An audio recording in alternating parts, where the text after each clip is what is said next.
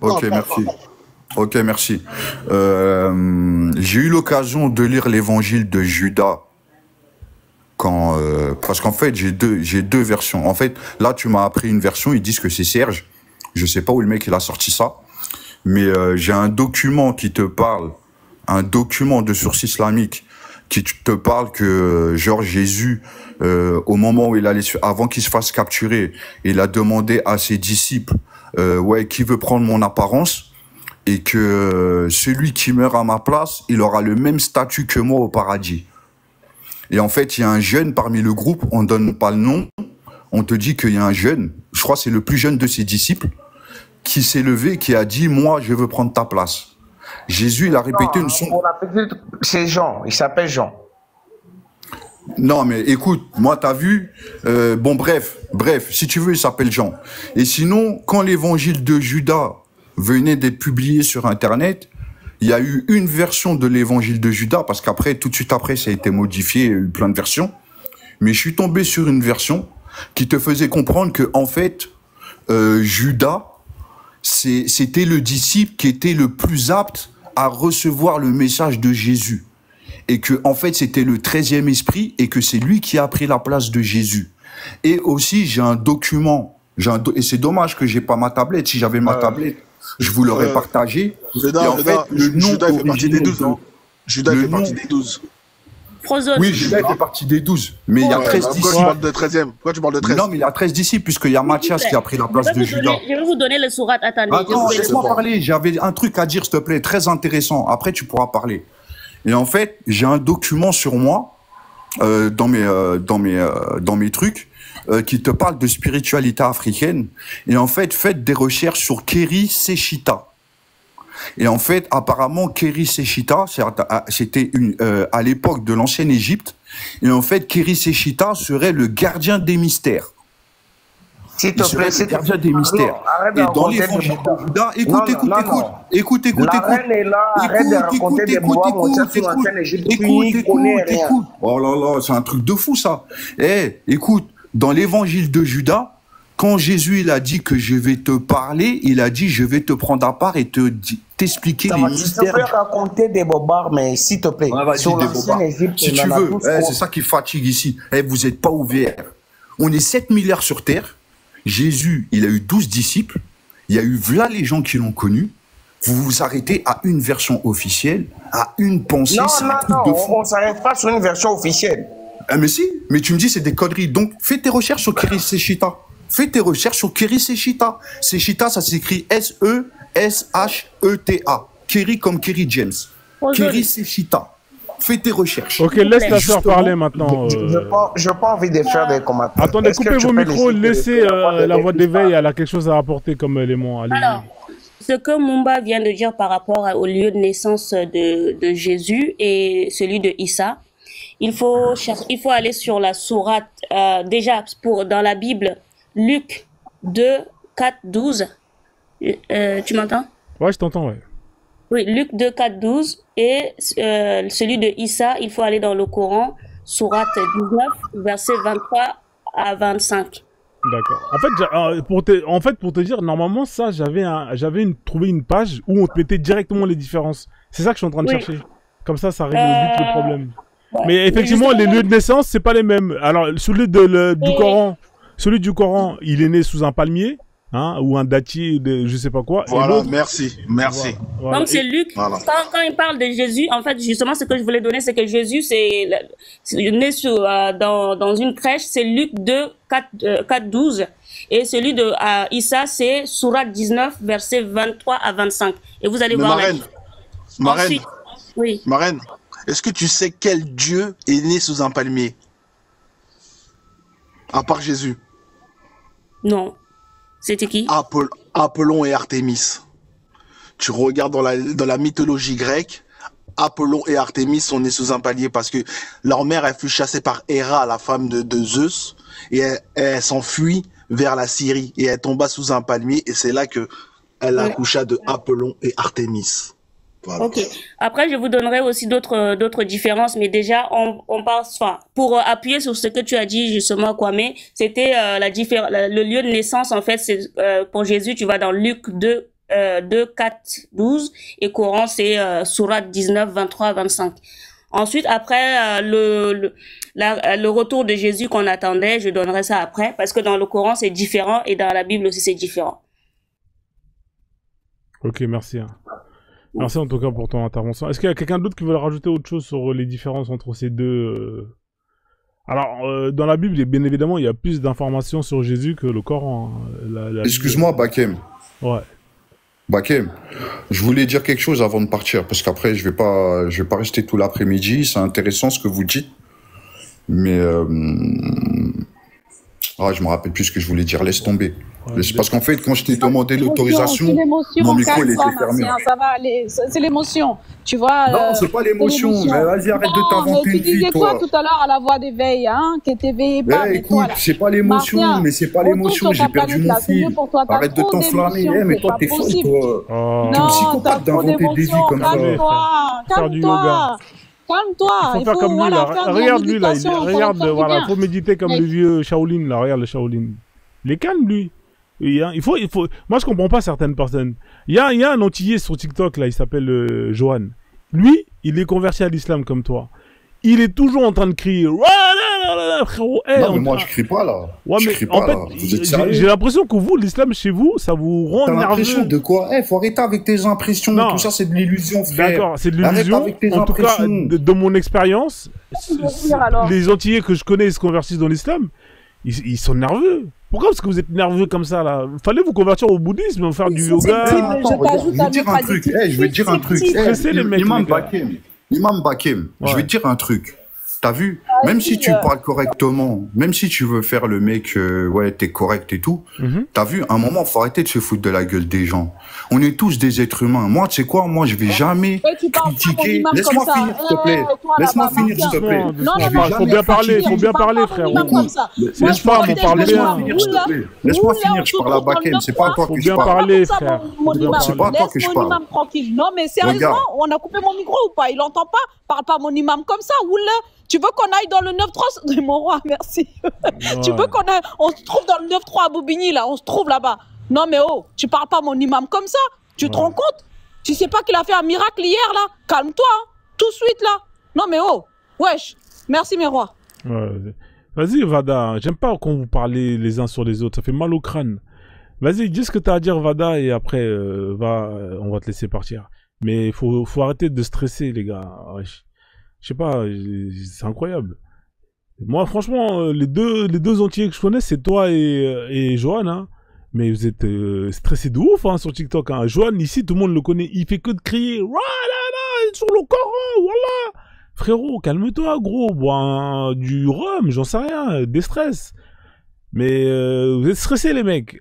Il faut pas se prendre la tête. C'est bon. Vous avez décidé de vous convertir. Vous avez fait le bon choix pour vous. Donc, pourquoi vous stressez?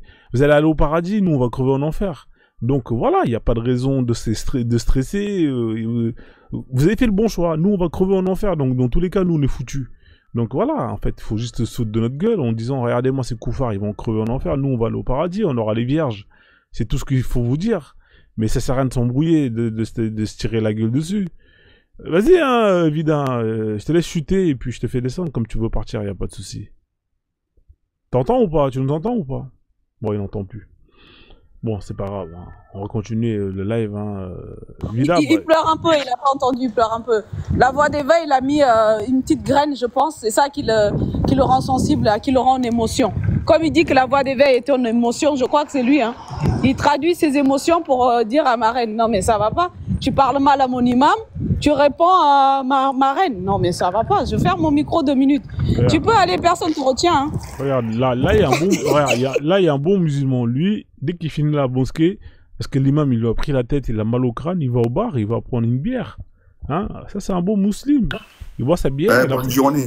Franchement, vous faites que de la merde. Bonne journée. Salut. Franchement, vous faites que de la merde. L'autre, elle est là, elle ouvre sa gueule, elle parle. Vas-y, ça y est, c'est bon. Vous m'avez saoulé, vous m'avez fatigué. Ouais, vas-y. Bonne journée, salut. Bakem, je me désabonne. Bonne journée. Vas-y, y a pas de souci, on fait comme ça. Vas-y, bonne journée. Ah ouais, tu sais pas gérer ton truc, frère, t'as trop de peine. On n'a pas besoin de toi ici, mon frère. On a besoin de le roi. Écoute, c'est le roi. La reine attend. On a dit depuis longtemps le roi. C'est Michel là. il n'a qu'à descendre en bas à tapoter. Parce que fin, les musulmans, ils vont insulter. Ils vont manquer de respect les gens ici. Quand ils viennent comme ça, ces gens-là, ils sont capables à tuer un kémite. Vraiment, hein. Donc quand ils viennent comme ça, il faut descendre en bas, il va tapoter en bas. Je vous ai parlé, vous ne comprenez pas français africain. Et il dit ces gens-là, nous, on n'a pas besoin de... Hey, nous, on parle nos petits frères. Ces gens-là, ils sont déjà pris la tête des Arabes. Donc, on ne peut pas être temps pour eux, quoi. Depuis les lèvres ici, celui qui parle, il monte d'en haut, il descend. Il monte d'en haut, il descend. Il n'y a pas quelque chose que nous, on veut prendre ces gens-là. Nous, on parle nos petits frères. Nos grands frères, là, ils sont déjà grands. Mais nous, on parle nos petits frères, les expériences de la vie. Ce que nous, on ne veut pas, il n'a qu'à retenir chez nous à la maison. Tout le monde n'a qu'à retenir à la maison.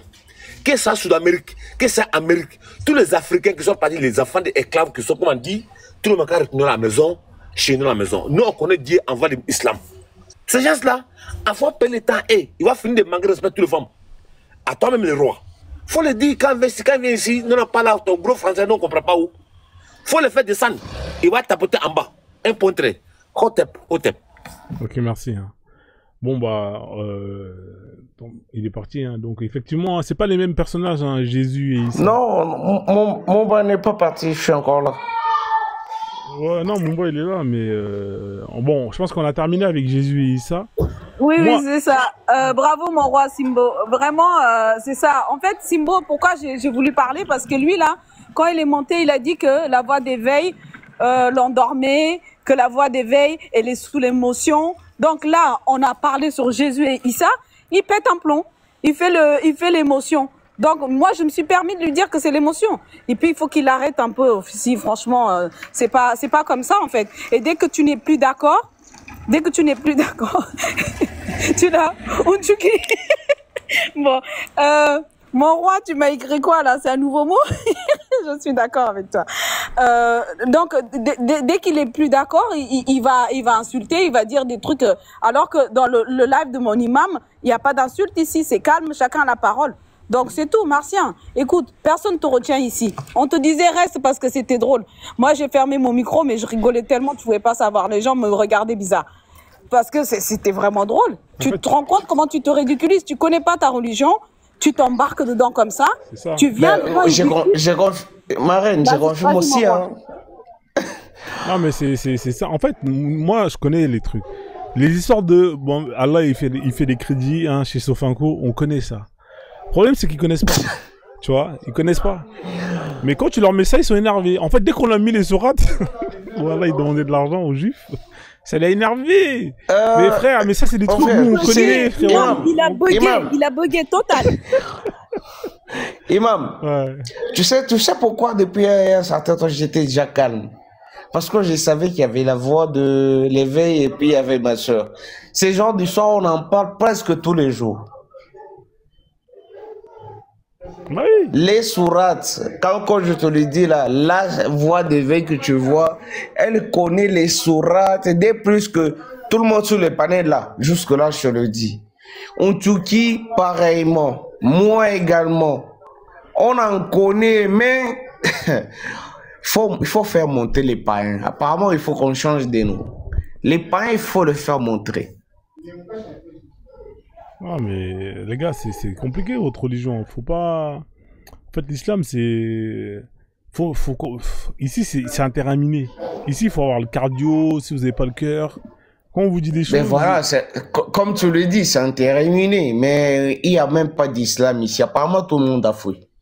Ah, les musulmans ils partent, ils restent pas ici, c'est trop dangereux. Je sais pas si Simbo, je sais pas si lui il est musulman. Non. Mais on sait pas. Moi je sais pas perso. Il n'est pas musulman. Mais non, Simbo, il est avec toi, mon roi. Ah, d'accord. D'accord, ma reine. Nous éclairer un peu parce que là... Qui monte carrément? Ouais, qui monte carrément? Donc voilà. Mais c'est les musulmans à la carte.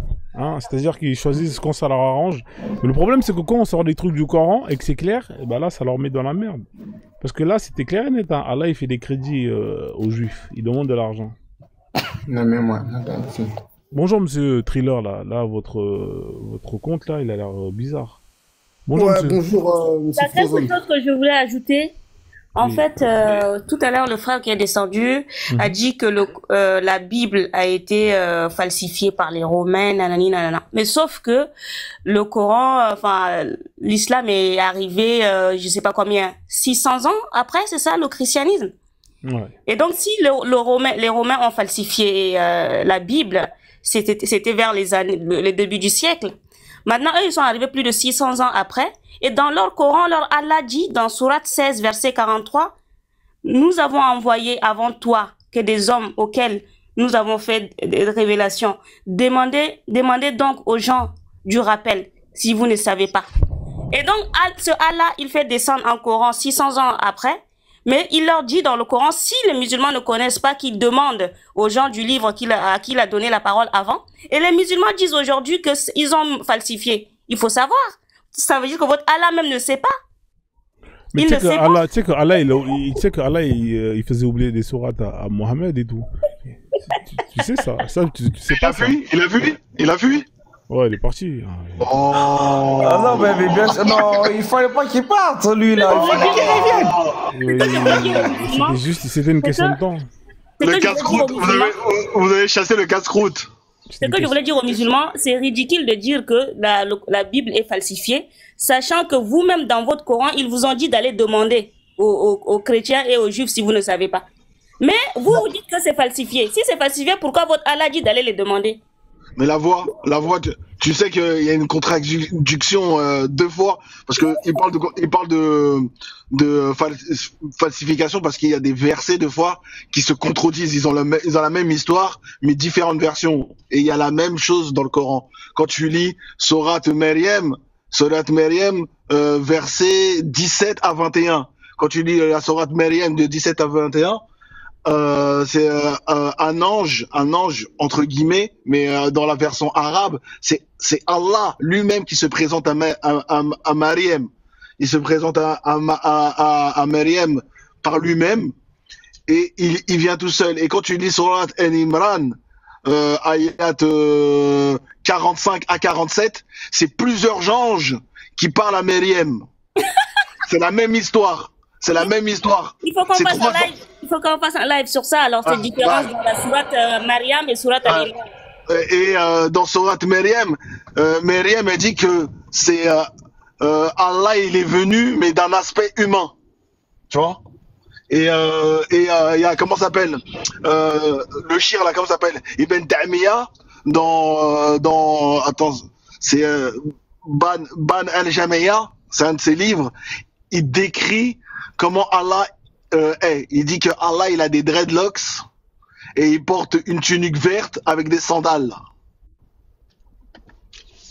De l'anthropomorphisme direct.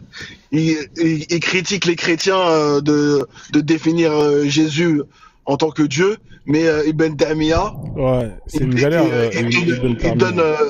Il donne la description de Allah. Il dit qu'Allah, il a des dreadlocks. C'est une galère. Allah, c'est un rasta. C'est un rastaman. C'est un rasta. Voilà, c'est un rasta. C'est une galère. Ibn Taymiyyah, c'est une galère. Si tu lis tout le livre d'Ibn Taymiyyah, ils vont tous devenir coranistes ou takfiristes ou semi-sunnites. C'est le bourbier son livre. Franchement. En fait, c'est ça. Si je peux me permettre, mon imam, Clem, c'est ça que je dis. En fait, Allah et Mohamed, c'est la même personne. C'est ça à chaque fois. En fait, Mohamed, c'est un truand. C'est un truand. Il fait tellement des trucs, ça va pas.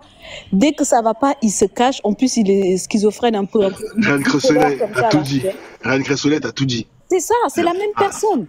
C'est la même personne. Je me casse la tête à dire la même chose. En plus, il a des locks comme moi et tout, machin. Ma reine, là, t'as raison. Et puis, il se prend pour Dieu lui-même. Et quand il fait des atrocités, il accuse quelqu'un d'autre. Mais même sa femme, elle lui dit ton Dieu.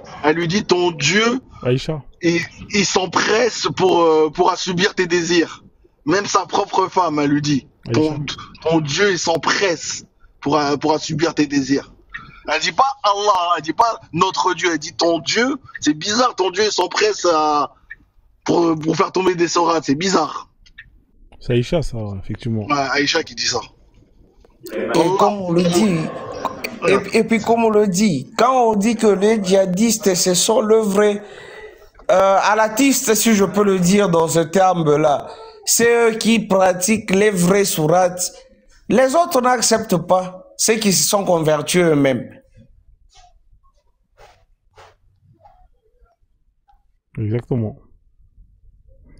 Ces gens-là, ils ont jamais lu. Et même là, l'entier, là, tu lui demandes pourquoi il s'est converti, il va jamais t'expliquer. C'est pour les houris.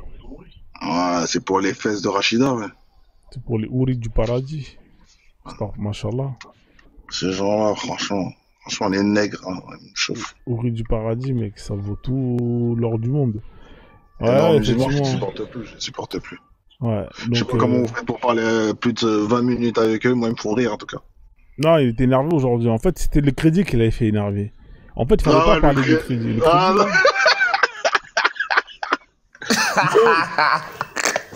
Bon, on peut pas cacher ça. Tu peux pas cacher ça. Parce qu'en fait, il croyait qu'on n'avait pas de source et tout, Miskin. C'est ça qu'il a mis. Il dit qu'il est coraniste. C'est pour ça, moi, qu'il m'a dit qu'il est coraniste. C'est pour ça qu'il sortait un truc du Coran.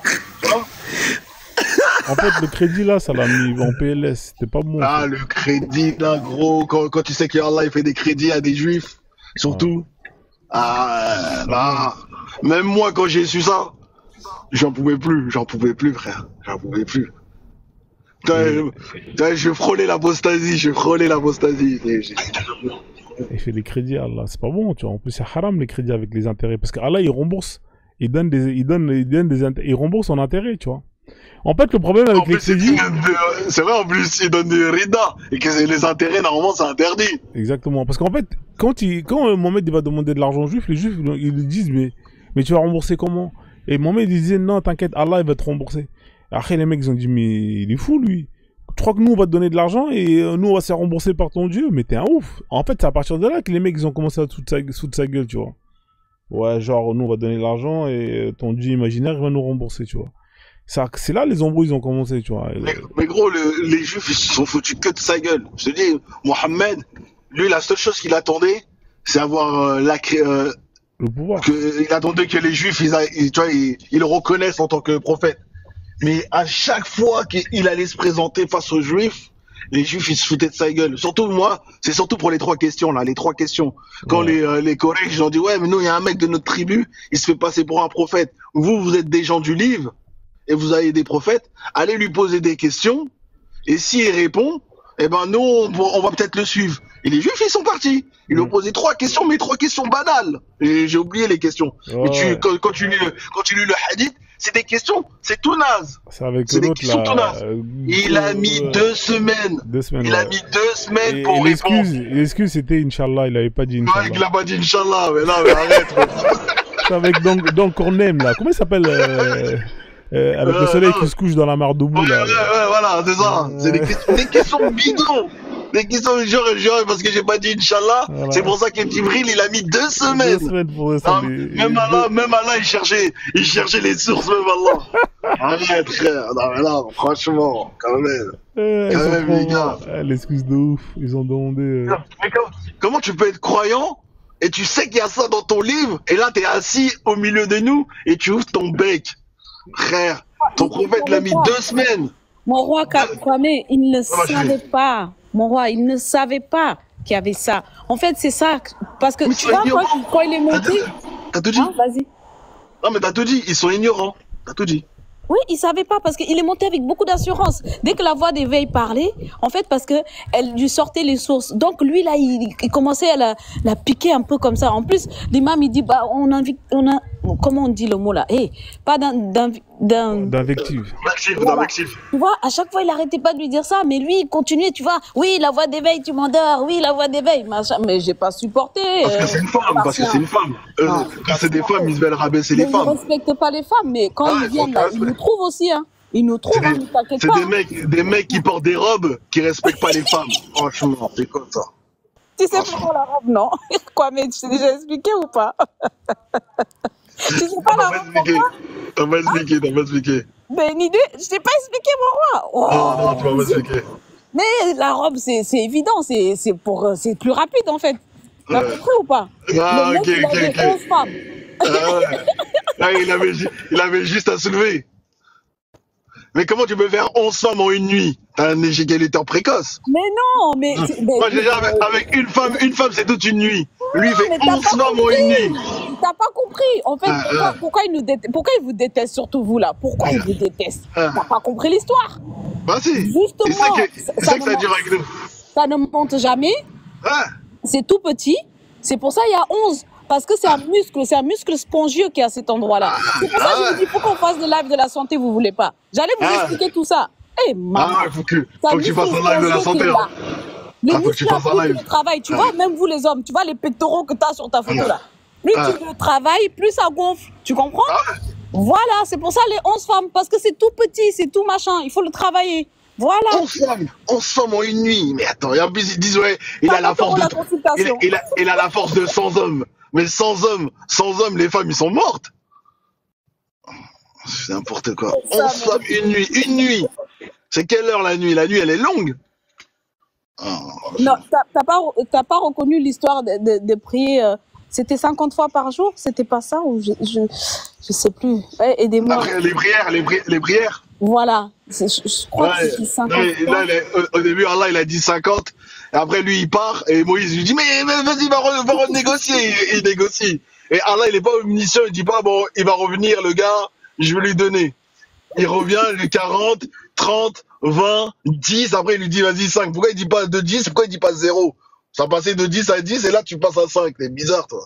Oui, ils sont graves. Il nous raconte ces histoires.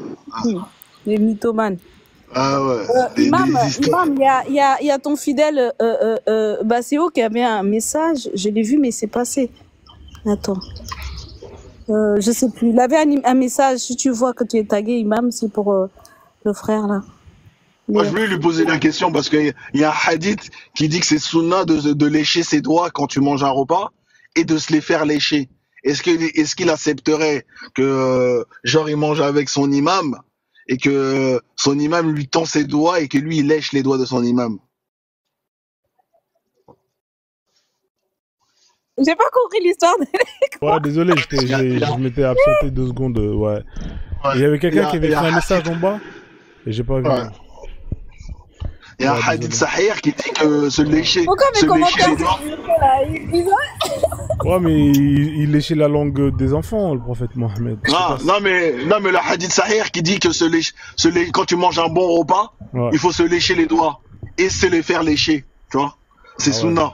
C'est un truc. Genre, tu manges toi, et genre, j'ai de la tchéké sur la main, et je dis à mon disciple, allez, lèche mes doigts. Et lui, c'est sunna. C'est sunna qui lèche mes doigts, tu vois. Vous avez pas vu là où ils boivent l'eau de... Ah non, peut-être c'est à l'église, ça. Où ils boivent l'eau de... Quand ils se lavent. Non, depuis Zamzam, oui, mais celui qui se lave là, c'est actuel, où il y a les chiens morts. Où il y a les chiens morts et tout ça dedans, là. Ouais, mais après, ils prennent ça. Mais c'est vraiment... C'est grave, hein. Il y a un problème quelque part. Dégueulasse. On va accueillir Ponce. Oui, Ponce. Oui, bonjour. J'étais en train de vous écouter. Surtout l'histoire des 11 femmes en une nuit. Je sais pas quel âge il avait. S'il avait 40 ans, déjà, c'est impossible. Même s'il avait 18. Même si 50 ans, c'est impossible. Impossible. Parce qu'un mec qui a 50 ans, allez, il peut faire ça 2 fois gros maximum. Tous les 2 jours ou tous les 3 jours. Mais bon, si t'as un éjaculateur précoce, tu peux faire le truc de 11 femmes. Franchement, même en étant éjaculateur précoce, à mon avis, je pense qu'il avait 2 bois bandés sous son oreiller. C'est pas possible. Franchement, tu demandes aux ardeurs, là, ceux qui font les films de cul, là. Eux-mêmes, avec tous les médicaments qu'ils prennent et tout, c'est chaud, frérot. 11 femmes, ça. Bah oui, c'est chaud. C'est un truc de ouf. C'est chaud. Non, mais peut-être que c'était un Superman, peut-être que c'était le Rocco de la baisse, c'est pas possible. C'est pas possible. 11 femmes, mais pas d'enfants, hein. 11 femmes, mais pas d'enfants. Il y a un problème. Et pas de garçons surtout.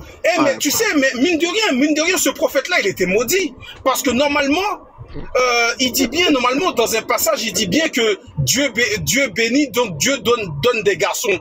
Ouais. Mais il a fait, je ne sais pas combien de filles, il a fait que des filles. Non, mais il a pas eu de descendants. À ce qui paraît, Fatima n'est même pas sa fille. À ce qui paraît, hein. Il faudrait que je refasse des recherches. Mais à ce qui paraît, donc c'est dire que peut-être que c'était un de ses esclaves qui a niqué Fatima. Non, c'était sa fille d'avant. C'était sa fille d'avant. Non, mais à ce qui paraît, c'était la fille de Khadija et non de sa fille. Lui, il a adopté. C'est un fille adoptif. Ouais, apparemment. Faut vérifier ça, mais bon. Non, donc c'est dire que c'est un type. Après, peut être stérile, hein, tu vois, ça peut arriver. Donc c'est dire que c'est un type qui est mort sans descendant. C'est la première fois qu'il y a un prophète qui meurt sans descendant. Non, il n'a pas eu de descendance du tout. Il avait des filles, le prophète Mohammed. Ah non, c'est pas le premier. Jésus, il avait pas de descendant. Jésus aussi. Oui, non.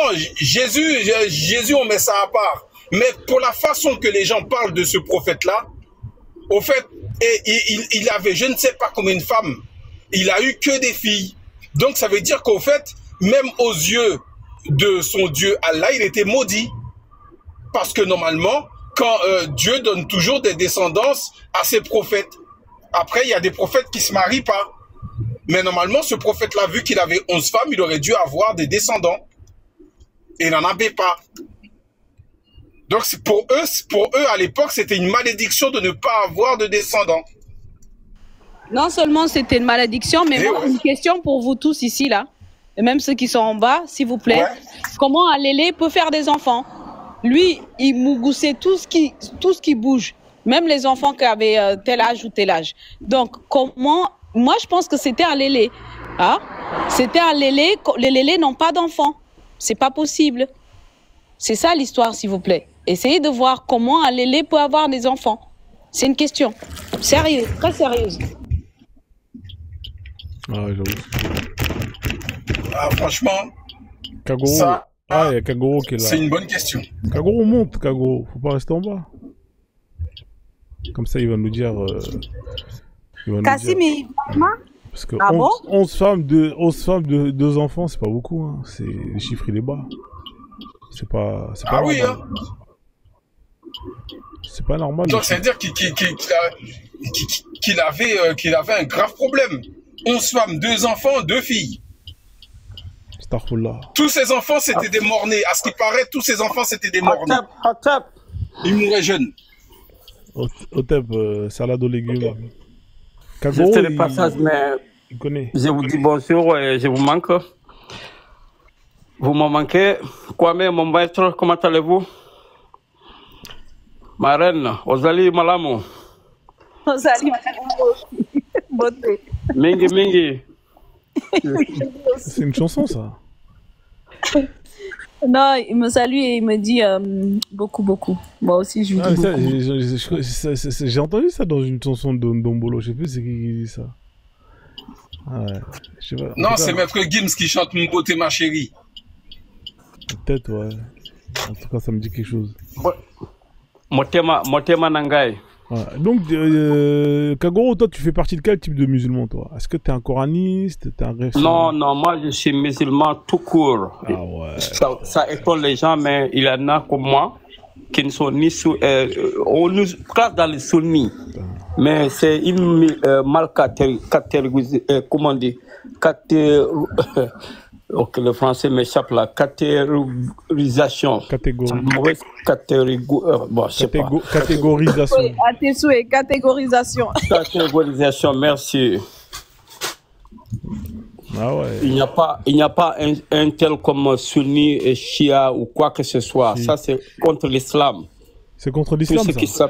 Oui. Tous ceux qui se disent sunnites ou shia ou n'importe quel tariqa, c'est interdit dans l'islam. Le Coran a bien dit cela. Je ne sais pas pourquoi. Ok, je vais te dire tout de suite. Mais je peux te lire l'aya. Et peut-être quelqu'un va me rappeler. C'est dans Surat al-Rum. Je voulais le verset numéro, mais tu vas trouver là-bas. Quand Dieu dit ceux qui divisent sa religion en sectes, il dit à Mohamed, il ne faut même pas t'occuper de laisser leurs affaires dans mes mains. Je le dirai ce qu'il faisait. Donc c'est un avertissement. Oui. Non, mais là, ça parle pas du sunnisme. Non, moi, je suis désolée, mais je pensais que tu allais nous éclaircir par rapport à l'histoire de s'il avait des garçons ou comment. Oui, j'ai bien écrit dans le commentaire, tu n'as pas vu? Non, je n'ai même vu Kassim et Ibrahima, mais moi, tu te rappelles, j'avais un débat, on n'a pas encore eu avec Devon, quand j'ai dit un jour, Abou Al-Qasim, il a dit non, c'est pas vrai. C'est son nom, Abou Al-Qasim. C'est son nom. Abou Al-Qasim, on l'appelle le prophète aussi Abou Al-Qasim. Il s'appelle comme ça, c'est son nom de base. Abou Al-Qasim. Ouais, on l'appelle ainsi, que le père de Qasim, c'est le père d'Ibrahim. Il avait 2 ou 3, certains disent 3, mais moi j'ai noté 2 fils. Ibrahim, c'est le fils de son esclave affranchi, là, Marie, la copte. Il est mort à l'âge de 2 ans, non, Ibrahim, oui, machin, là. Oui, il est mort très jeune. C'est jour-là, le prophète a crié, a pleuré jusqu'à les larmes venaient jusqu'à ses joues. Ouais, mais même le prophète, il a eu des doutes sur sa paternité avec Ibrahim. Parce qu'il a même mandaté Ali, parce qu'il pensait que Maria Coptia, elle le trompait avec un de ses cousins esclaves. Imuendo. Et il s'est rendu compte que il a dit. Imuendo, professeur. C'est de Imuendo. Tu connais Imuendo? Ouais, il a envoyé Ali. Ouais. Il a envoyé Ali et Ali s'est rendu compte que c'était un fils. Que ce soit ses fils ou non, toi, tes fils que tu as là, est-ce que tu sais que c'est pour toi? Moi, je suis sûr qu'il a ma tête. Et Ibrahim, il n'avait pas trop la tête du prophète. Tu as la photo? C'est lui-même qui disait, c'est même Aïcha qui a dit, il ne te ressemble pas beaucoup. Non, c'est pas vrai. Je crois que si Aïcha a dit qu'il ne ressemblait pas beaucoup au prophète, moi je crois. C'est pas vrai, c'est de Imundo. Ok, il avait 2 fils, mais pourquoi il n'a pas laissé de progéniture? Parce que c'est ce qu'on craignait.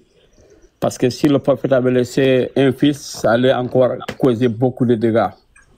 Raison pour laquelle Dieu dans sa... C'est quoi cette raison de merde que vous racontez? Non, sérieusement, regarde, pourquoi on a les Shia maintenant, tu sais pourquoi? Parce que les Shia, ils réclament le califat à cause de la famille, le lien familial qu'Ali avait. Donc il voulait imposer Ali comme le neveu et le gendre du prophète. Mais tous les prophètes, ils ont eu un lien familial. C'était normal que c'était que le califat il revenait à la famille. Non, c'est pas obligatoire, c'est pas une tous les prophètes de Adam jusqu'à Jésus, tous les prophètes ils avaient un lien familial. Tous les prophètes. Ok. Qu'est-ce que c'est? Ils venaient d'une lignée. Ils venaient d'une lignée de prophètes. Il a des prophètes. On ne sait pas. On n'a pas de preuves. Regarde Yacoub, Youssef. Yacoub, il a fait Youssef. Youssef, il a fait les frères, ses frères. Chaque frère venait d'une tribu. Lévi. Ok, arrête là-bas. Attends, Kakuro. Tu es en train de bondir comme une lièvre là. Arrête là-bas, parce qu'après, sauf tu ne peux rien dire. Il y a ses frères. Il y a ses frères. Allons pas à pas, mon frère. Moïse, il vient pas faire du bruit, mon frère. Moïse, il vient de la tribu des Lévi. Moïse, il vient de la tribu de Lévi, et Lévi est un frère de Yacoub. Et un frère, c'est un frère de Youssef. Reviens. Tu as dit Lévi vient d'où? Lévi, c'est un frère de Youssef. Oui. Lévi. Oui. Et Moïse, il vient de la tribu de Lévi. Oui, je suis d'accord. Bah alors, c'est un lien familial ou pas? Et qui d'autre? Quel autre prophète vient de sa ligne?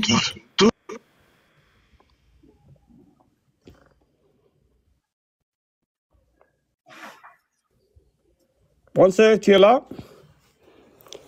On est là, tout le monde est là. Ok. Il était en train de jacasser là, il parle de n'importe quoi. Je crois qu'il va recevoir un appel. On ne doit pas attaquer les gens comme ça. Faut arrêter ça. La reine est là pour toi. Ok, ok. Non, j'ai une question. Khadija, la femme du prophète Mohammed, là, elle avait quel âge quand elle avait épousé le prophète? Bon, certains disent elle approchait les 40 ans. Il n'y a pas de date exacte, mais elle approchait les 40 ans. Elle a passé les 40 ans. Elle approchait, on ne sait pas l'âge exact. Elle avait 45 ans quand elle a épousé le prophète. Non, il n'y a pas de date exacte. C'est écrit dans les hadiths. C'est écrit dans les hadiths. Ben, les hadiths, c'est quoi? Les Arabes à ce moment-là n'étaient pas aussi... Encore un coraniste. Ça ne change rien. En tout cas, elle était âgée quand même, plus âgée que lui. Alors, si la femme du prophète, si Khadija était plus âgée que lui, comment elle a pu faire des enfants avec lui alors? Ah, tu ne vois pas des femmes jusqu'à 50, 60 avoir des enfants? Quoi? C'est rare, c'est très rare. Non, c'est pas rare, hein? En plus, alors, à ce qui paraît, elle lui a enchaîné. À ce qui paraît, elle lui a enchaîné 6 gosses à son âge. Voilà, cette histoire, ce sont des mythes, hein, parce que si elle l'avait épousé quand elle avait déjà la quarantaine ou la cinquantaine, elle peut pas faire 6 gosses. Non, pas cinquantaine. C'est entre le 35. Même à 40 ans, elle peut pas faire 6 gosses après. Écoute, ça n'a aucune importance. À partir de 37 ans, la femme elle a des difficultés à avoir les enfants. Importance. Il a marié des femmes qui ne pouvaient même pas donner d'enfants. C'est pourquoi il n'a pas eu assez d'enfants. La plupart de ces femmes... Il était stérile, ma gueule, ton gars. Non, c'était les vieilles femmes. Hein. Tu te rappelles même... Ton prophète était stérile. Écoutez-moi. Les enfants du prophète, là, il y en avait au moins 6 que Khadija aurait fait. Il y a Al-Qasim. Il y a Al-Qasim. Il y a Zainab. Il y a Ruqya, il y a Kulthum et il y a Fatima. Oui. Donc, si elle avait déjà la quarantaine, elle ne peut pas faire ses enfants. Ah, c'est toi qui fais les enfants? Il est dit que Zainab... Non, il est dit que Zainab est née environ 5 ans après le mariage. Elle, si elle avait déjà 40 ans, elle ne peut pas faire... 5 ans après le mariage, elle a fait Zainab. D'accord? On fait des gymnastiques inutiles. Ensuite, Ruqya, c'est 8 ans après le mariage. Ruqya. Ok. Qui comptait? Ensuite, mais comment ça qui comptait? C'est ce qui existe dans vos sources islamiques. Donc, ça veut dire si c'est le cas, pourquoi Abraham avait 100 ans quand il avait un fils? Mais tout ça, non, mais ça c'était du mytho, ça c'est des fables, mon pote. Abraham, tout ça c'est des fables. Arrête. Ce sont des mythes allégoriques. Donc même pour moi-même, ce sont des mythes allégoriques. Laissons dans ce domaine, comment dire, fantasmagorique. Laissons à cela. Mais ça ne tient aucun rapport. Donc tout ce qui est raconté sur le prophète, c'est aussi des mythes allégoriques, fantasmagoriques, comme tu dis. Parce qu'on ne peut pas, une femme qui a épousé un homme à 40 ans ne peut pas faire 6 gosses. Le premier gosse a été fait 5 ans après le mariage. C'est toi qui le dis. Il peut pas, il peut pas, il peut pas. Leur monde biologique, ne peut pas. L'enjeu morphologique des gens n'est pas sous le contrôle de l'homme. C'est la nature. Il faut que tu écoutes la reine parce que c'est vrai. Comme il a dit, à 37 ans, la fertilité, elle diminue. D'accord? Qui dit ça? Nous, les femmes, nous avons certaines, la ménopause, enfin pas certaines, nous avons la ménopause qui fait qu'encore, ça diminue toutes les chances encore. C'est vrai que certaines femmes, un peu tardives... C'est déjà la ménopause. Si elle l'a épousé à partir de 40 ans, elle a fait le premier gosse à partir de 45 ans, elle ne peut pas faire 5 autres gosses après. Ma reine, ça n'a pas de logique de toute façon, leur croyance. Peut-être qu'elle les a enchaînés chaque 6 mois. Ce sont des fables. Chaque 6 mois. J'ai les détails ici. Le premier gosse est né 5 ans après le mariage. Le deuxième gosse est né 8 ans après le mariage. Ça veut dire qu'il y a 3 ans de décalage déjà entre le premier gosse et le deuxième gosse. Ok. Il y a un souci. C'est pas, en fait, il faut qu'on arrête de croire à ces bêtises-là. Tu vois, il y a écrit 6 enfants, dont 2 garçons, 4 filles. Ok, pourquoi 40 ans. Entre Ibrahim et Isaac, il avait 13 ans de plus. Et il avait 6 ans. C'est incroyable. Elle l'avait épousé, elle avait 40 ans. Le premier gosse était né à 5 ans après le mariage. On parle d'Ibrahim. Non, là, je vous parle juste de là. Mais Ibrahim, on parle de la femme. Parce que l'homme, à partir du moment où l'homme attend, Attends, de Jean-Baptiste. attends d'abord, Kagoro. L'homme, à partir du moment où son engin fonctionne, il peut faire des gosses avec la femme plus jeune. Mais là, on parle de Maria Khadija, là. Elle est déjà âgée. On parle de la femme de Ibrahim, elle avait 90 ans. Quel Ibrahim? Tu parles de quoi, en fait? Moi, je parle de quoi? Toi, tu parles de quoi? Tu es un profane. Je te dis, la femme du prophète, elle avait 40 ans quand elle l'avait... Ibrahim. Ibrahim, lequel? Le fils du prophète? Non, tu es hors sujet. Non, je ne suis pas hors sujet. C'est toi qui es hors sujet. Là, on parle du prophète, là. Je te parle des exemples de ce genre de naissances qui ont... On parle de ton prophète ici, là, d'abord. Il n'est pas une exception, il y en a beaucoup qui... Non, il n'a pas de gosses, ce sont des mythes. Ce sont vraiment des mythes. Je le suis déjà, mais ça n'importe rien. Ce sont des mythes. Est-ce que tu peux avancer un peu à l'Akbar? Non, j'ai dit à l'Akbar. Imam. Imam Fakem. Ouais, tu veux que j'avance où? Vous me perdez mon temps là. J'étais de passage. Je ne peux pas ignorer mon tuteur, Frozone. C'est mon tuteur. Sinon, je l'ai écouté seulement. J'allais vous troller avec les commentaires là. Mais, comme mon pensée là était là en train de jacasser là. On n'a pas fini. Je n'ai pas fini avec toi, Foncé. Ah ouais? Imite-toi. On était à Youssouf.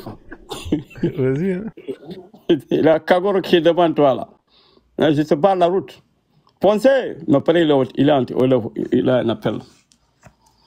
Pensez, il est parti. Ah, il est là, ouais. Non, il est en sourdine là. Je crois il a un appel. Non, je vais le troller aujourd'hui. Hein? Alors, Pensez. Oui, je suis là. Mais pourquoi tu me fais sous l'oreille? Non, je suis vraiment désolé, mais je suis là, t'inquiète pas. Je crois que tu as pris la poudre d'escampette. Non, jamais. Non, je suis en train de t'écouter. Tu veux savoir un truc? Il peut avoir des exceptions. Comme dans tout, il peut avoir des exceptions. Mais il y a des choses, faut pas abuser. Ça se voit que ça a été inventé par l'homme.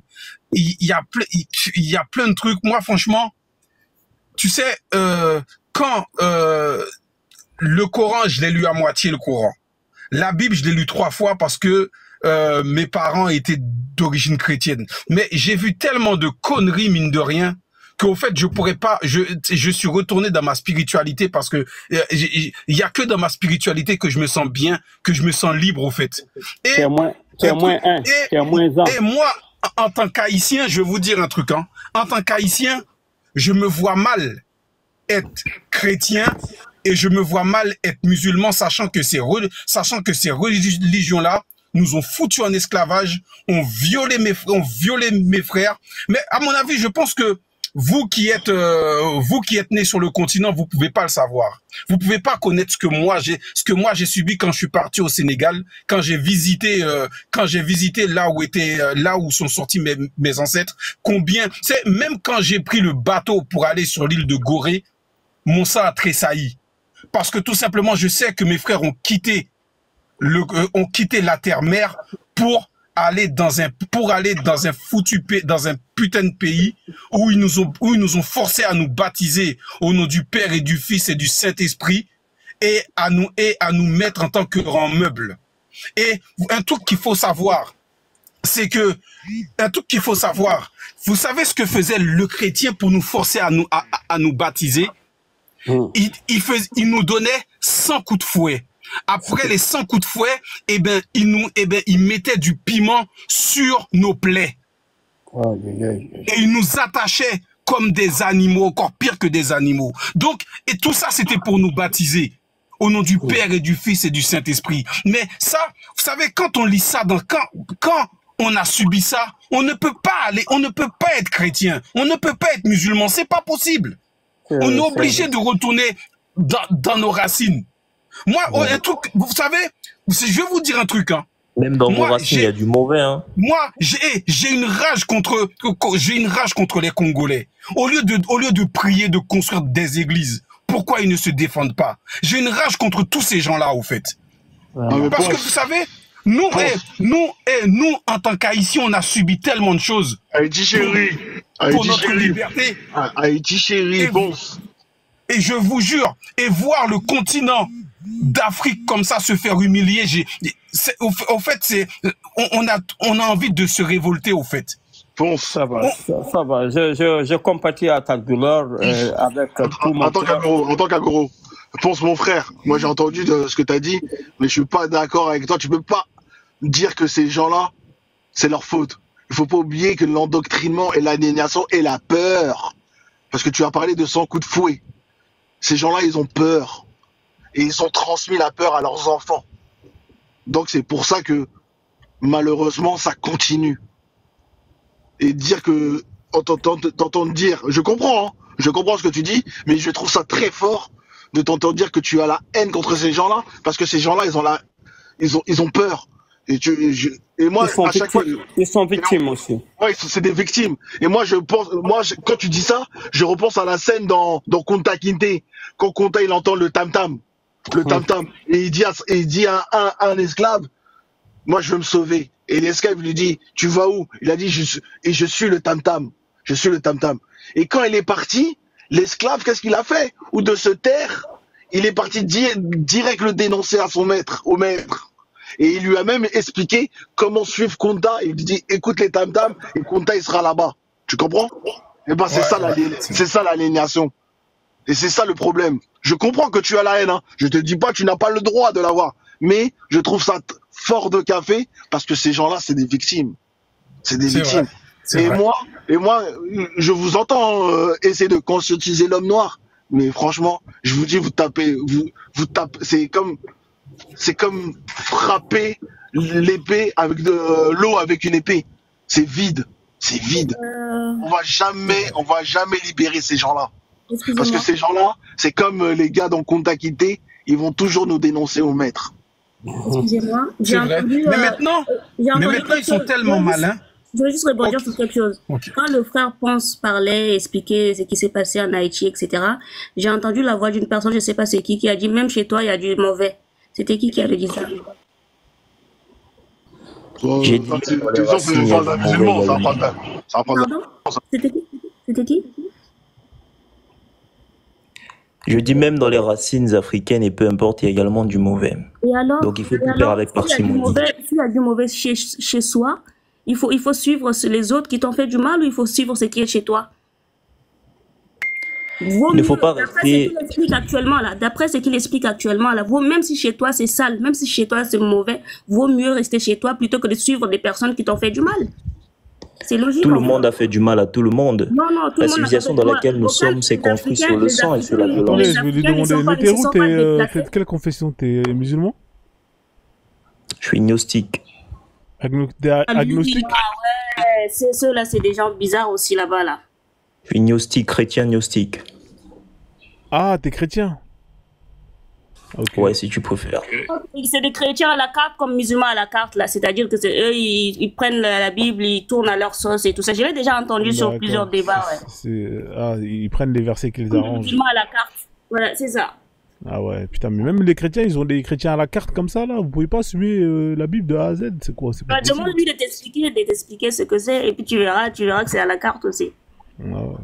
C'est compliqué, hein, en fait. Quand vous dites à la carte, pourquoi vous voulez juger les chrétiens quand ils veulent avoir une lecture allégorique des récits bibliques, mais quand vous-même, on veut lire vos hiéroglyphes des kémites, vous dites non, ici c'est métaphorique, ici c'est allégorique. Mais Jésus, c'est un mythe initiatique, tout comme Horus. C'est dans ce sens-là qu'il faut aller pour comprendre en fait le sens même du christianisme.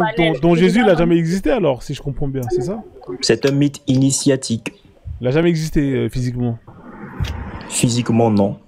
C'est tout comme Horus, c'est tout comme Seth, c'est tout comme Isis, Osiris. Ah ouais, ce sont des principes. C'est incroyable, moi je ne connaissais pas cette branche du christianisme. Hein. Quelqu'un connaissait cette branche-là? Moi j'apprends tous les jours. Moi je l'ai entendu, je crois que c'était chez Medusa ou chez qui déjà je l'ai entendu l'expliquer ça. Mais que ce soit les rosicruciens, ils ne conçoivent pas Jésus comme étant un être physique, mais comme étant un mythe initiatique. Et Christ est un état d'élévation que chaque individu, par autoréalisation, peut advenir à atteindre, simplement. Ah, donc toi, tu es rose-chrétien? Non, ça c'est... Je suis en train de faire un peu le lien, mais c'est pas le même mouvement. D'accord, et l'objectif final, c'est de se faire crucifier, c'est ça, non? quand tu atteins le niveau maximum? C'est d'atteindre l'état de Christ, donc de devenir un christifié. Alors, c'est ça, se faire crucifier, alors, c'est ça?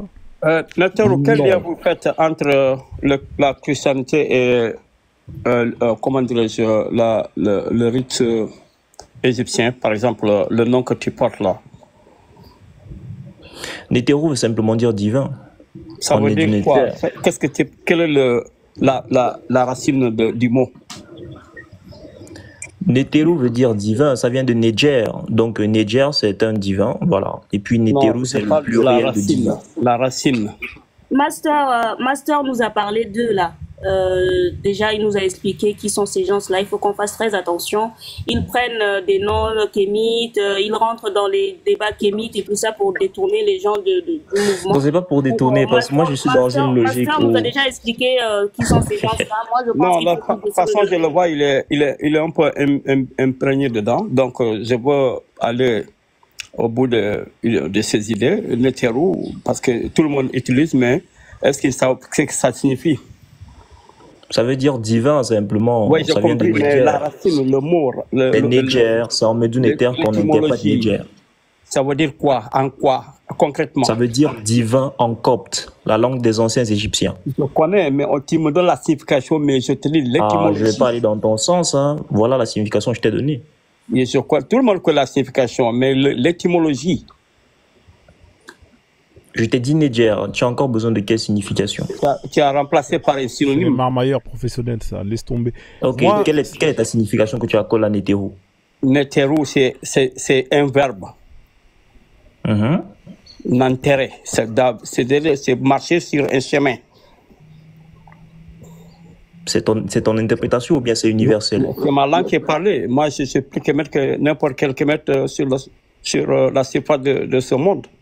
Ok, donc là, c'est dans ta langue, la langue de ton pays, c'est ça? Pas mon pays. Tu as pris mon nom. Bref, ok.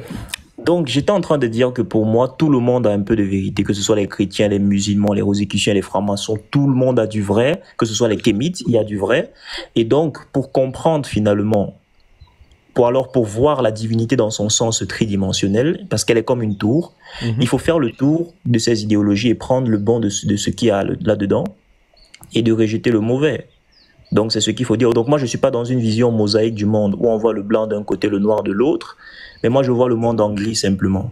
Mais monsieur Nétéro, la contradiction... pas besoin de vous descendre. Non, le descendre parler, c'est la contradiction entre le gnostisme et la christianité, ça ne va pas de pair. Hein? Il y a les chrétiens gnostiques, mais évidemment, ils ont été considérés au concile de Nicée 325 comme des hérétiques. Oui, bien sûr, c'est ça la contradiction. Ça ne va pas de pair. Mais ça rime toujours avec le christianisme. Que ce soit les rosicruciens, ils ont été considérés comme des hérétiques parce que eux, ils ont une interprétation purement une herméneutique assez profonde dans les écrits. Ils lisent, comment je pourrais dire, le monde. Ils lisent la Bible avec les 4 sens de lecture, donc le sens littéral, allusif, allégorique et le sens kabbalistique. Donc ils se limitent pas à lire la Bible comme étant un livre, voilà, comme étant une bande dessinée. Ok, on va accueillir Artémis qui est monté. Ok, vous prenez les canons et l'Ancien Testament. Frère, on va dire bonjour à Artémis comme il vient de monter. Après, je vais vous laisser continuer.